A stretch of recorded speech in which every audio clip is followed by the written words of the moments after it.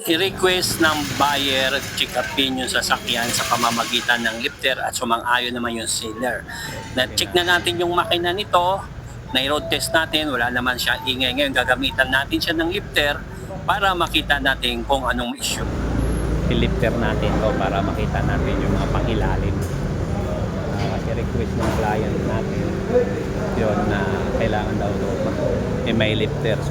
So naghanap po tayo guys ng location kung saan tayo makapag-lifter. Dito nga po pala natin i-lifter yan para makita natin yung mga pangilalim at mas sigurado nung customer po natin, yung buyer, ay maging maganda ang sasakyan niya pangilalim. So first time niyang bumili na siya, sabi niya first in the last. Kaya chichikin po natin pangilalim for the final check up po guys. Okay, chichikin natin under chassis yan.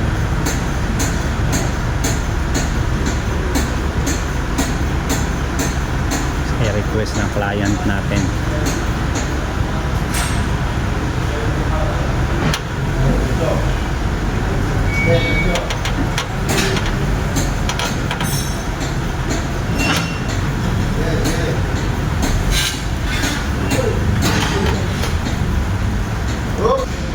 So ayan guys.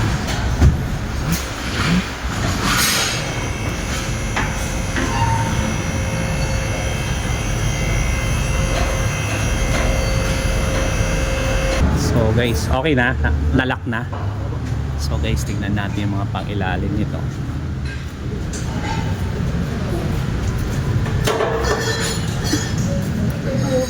So tingnan natin yung mga pangilalim.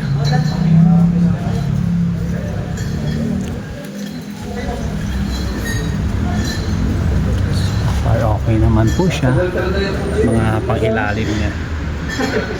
After na itaas natin, nakita natin may problema sa kanyang axle. Lumabas yung boot sira at kanyang oil seal na dapat nang palitan. Wala namang gaanong issue ang sasakyan nito pero pinabutan natin sa ating pong buyer.